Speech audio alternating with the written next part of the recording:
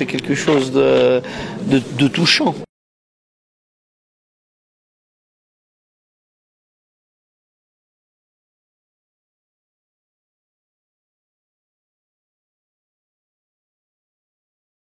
De voir que des exploitations comme on est sur le territoire en sont rendues à un point où que les représentants sont obligés de venir chez nous pour voir toutes les dégradations qui peuvent être faites sur nos exploitations et surtout cette critique du métier qu'on fait, alors qu'on essaye de le faire proprement, de le faire avec amour, avec le bien-être animal, avec tout ce qui entoure l'environnement, les productions d'énergie.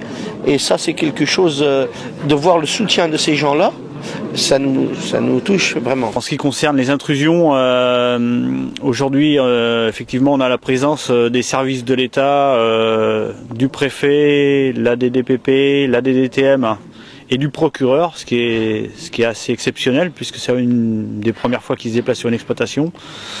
Il y a une vraie attente sur ce sujet. On ne peut pas continuer à faire en sorte que les gens rentrent dans les exploitations et sur la base de quelques images détruisent d'abord la vie des gens et puis aussi l'image de l'agriculture. Donc on souhaite évidemment pouvoir avoir des moyens et mettre en place des réseaux pour faire en sorte qu'on stoppe cette machine infernale.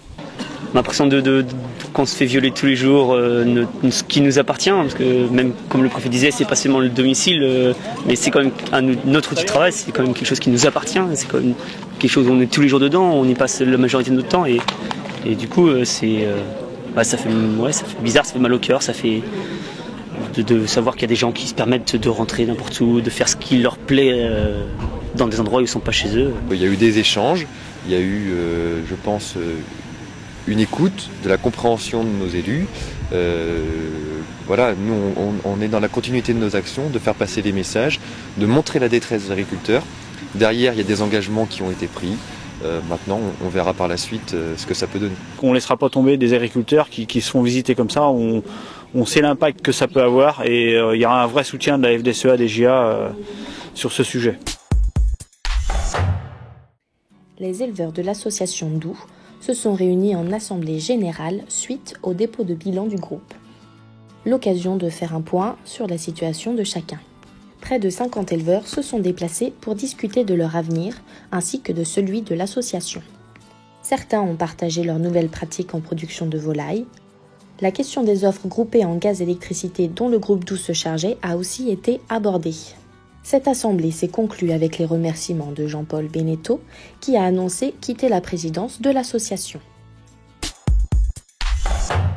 Ils sont parfois un petit peu déconnectés dans le fait d'être en voie scolaire.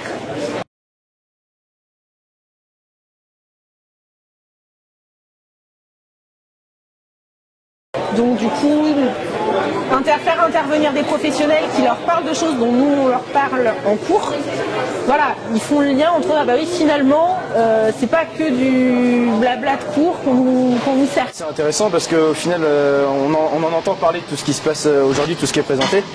Et puis ça nous permet d'avoir les professionnels avec nous et puis de concrètement nous expliquer les attentes de chacun. On a fait le pari de montrer des innovations qui ne sont pas forcément matérielles mais qui peuvent être stratégiques ou qui peuvent être végétales, avec des couverts végétaux, des autres manières d'alimenter les animaux avec Aliplus qui nous permet en fait de valoriser des céréales de ferme, ou alors Agrial qui permet de gérer aussi, de piloter les vaches laitiers par la marque. C'est les éleveurs de demain, nous c'est plutôt des éleveurs, mais voilà, des agriculteurs de demain, et je trouve ça génial parce que voilà, on voit leur vivacité, leurs réactions qui ne sont pas les mêmes que nous quand on avait leur âge, certainement.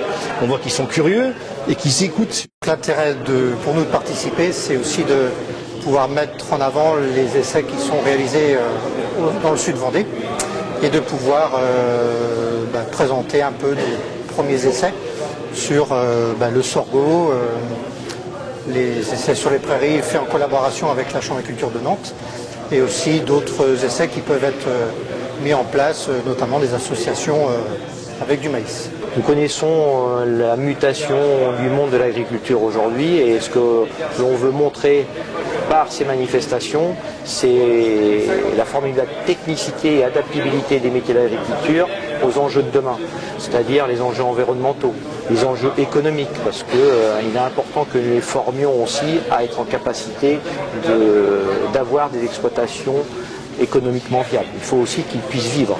Et c'est vrai que grâce à cela, c'est vrai qu'ils ont aussi être de formidables promoteurs des formations agricoles et du métier de l'agriculture.